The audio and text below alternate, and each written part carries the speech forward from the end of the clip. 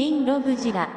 What's going on there, friends and neighbors? I am ShinRobjira, and today I'm going to be talking about the MEGO original Ultraman figure. Side note. Yes, this is the original Ultraman figure, but I wouldn't say that this is wholly based on the Type A, Type B, or even Type C original Ultraman. For those who don't know, the original Ultraman has had many different incarnations. While mostly staying the same, there's been few subtle changes here and there over the years. This figure feels like a main amalgamation of a lot of those. Between the yellow eyes, the lopsided eyes, the way the face is shaped, and even the way the suit looks, it just feels that way. It doesn't feel wholly original Ultraman, the original Ultra Series Ultraman. But anyway, when it comes to my history with this series, some of you may know that I have a couple of videos on the channel, and that I spent a couple pretty pennies on some of the home video releases from Mill Creek. But if I had to sum myself up in one word, it would be an ultra-casual Ultraman fan. Moving on over to paint and detail, as you can see, this man's shiny. And you can also see what I'm talking about when it comes to the lopsided eyes over here. Lopsided, very, very goldish yellow looking, and unfortunately, I really don't have another figure that I can outwardly compare this to, aside from this little mini dude right here.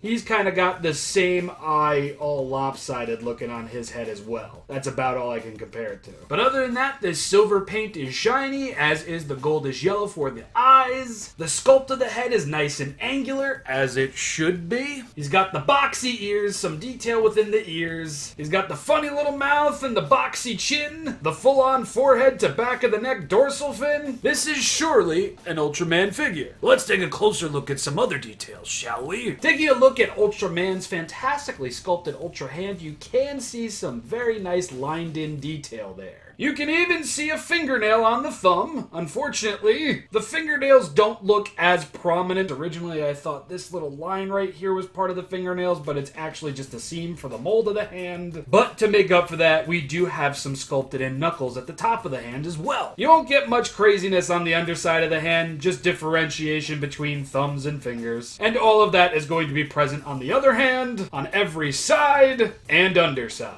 Unfortunately, the same can't really be said for Ultraman's Ultra Tims down here. Yes, they look fine, and what minimal detail they have molded into them is there. They don't really look that nice, and I think you can already see why. Whatever material they sculpted these things in, or whatever paint they used on these things, it's already starting to crack and break apart, and you can even see on this boot over here, it's really getting the brunt of it. No, this isn't from me being overly rough with the figure. I've actually been pretty gentle with this figure, other than the 5 times that I dropped it on the floor. But I feel like this is something that really shouldn't be happening, but for all I know, this is something that's just happened with MEGO figures over the years. I've only ever had one, and that was Spider-Man, and man's had no boots. As far as I remember, at least. But anyway, the best feature of these boots, though, is that they can be taken off and you don't need them to pose your Ultraman. Yes! This personally, to me, just looks so much better. Now, in this being a clothed Ultraman figure, clearly the suit isn't going to be sculpted in any way, shape, or form.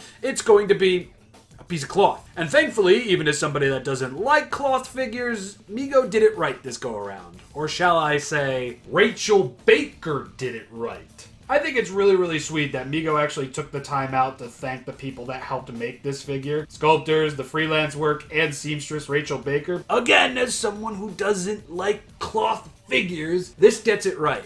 Entirely. Plus, I also just love that it doesn't feel like cloth. It almost feels like, okay, it feels like cloth, but it feels more like a vinyl cloth, almost, if that makes any sense. But anyway, the detail given to the suit on this figure is so very on point. The silver feels to be in all the right places on the chest, on the abs, on the arms, on the legs, and even on the back over here. And this is another thing that I really want to point out. You can choose to have the Velcro strip like this, flat, or you can do this and give Ultraman his ultra dorsal fin on his back, which is indeed screen accurate, and this is a nice little touch. Subtle, but nice. And again, it's nice to see that the silver pretty much covers all the way around to the back of the figure. Even on the back of the legs over here, where not many people are going to be looking and where the boots are going to be covering it. Everything about this figure just feels like an Ultraman figure. But even in saying that, there is one major downside to this, and that is the red triangles on the bottom of the feet can and and will rub off. Don't know if that's from me taking the boots on and off or just from me moving the figure around, but yeah, that's gonna be a thing. And before I get into articulation, I need to do two more things. Very, very simple stuff here, but I love how the color timer looks on Ultraman's chest. Yes, it's just a clear blue weed of color that's just super glued onto his chest, but I just love how it magnifies the fibers there used in the suit. It just looks cool. It's like a little mini galaxy. Some galaxy titties. Or in Ultraman's case, titty. So I'm going to give the paint a full star, and I'm going to give the detail a full star as well. Honestly, a lot more than I was expecting from an old school retro-based rubber band figure. Yep, I said rubber band based figure. This is not your typical ball joint socket type figure. No, this is old school as heck. Let me show you. Time to strip! Looking at the back of the figure over here, you can see trademark 2020, Super Eye Production Company, made in China, MT1 and MEGO. And let's just peel this down as far as I'm willing to go, because believe me, the last thing I need on this channel is for Ultra Dong to be a top comment. We can see more fantastic detail. Pectorals, abs, biceps, the whole kit and caboodle. Another reason that this figure should be getting a star in terms of detail. But we also see that there is going to be a bend at the elbow.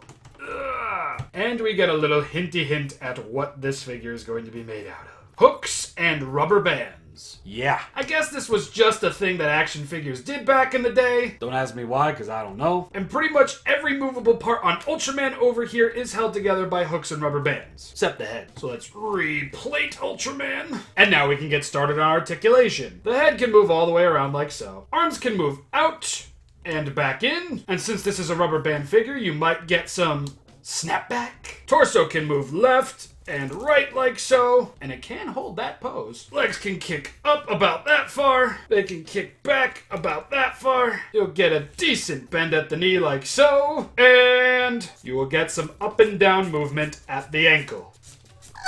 Which is just another reason why I don't like posing this thing with the boots, because then I couldn't really get him into poses where he's leaning forward. Unfortunately, this is as close as you're going to get to the Spacium Beam pose that both original Ultraman and Ultraman Jack use. Oh dear God, I totally forgot about the wrist articulation. You can go up and down, and you can swivel all the way around. Now, for the most part, you're not going to get a lot of major poses out of this figure because of the whole rubber band and hook scenario. And sometimes, unfortunately, an arm or a leg, their hook will get caught on the outer part of the figure and look like this, dislocated as f. But it's an easy fix, as all you have to do is pull out, move up, and it'll go right back into place. And for the most part, to my surprise, this figure can hold some of the poses that you can get him into. Mind you, some of the poses you will be able to get him into with or without the help of a stand isn't going to be anything near the SH Figuarts line or anything like that. But again, they will be serviceable, and it will look better than just having this figure in its neutral pose. Which, even then, I like that too. So in terms of articulation and posability, what am I going to rate this? Well,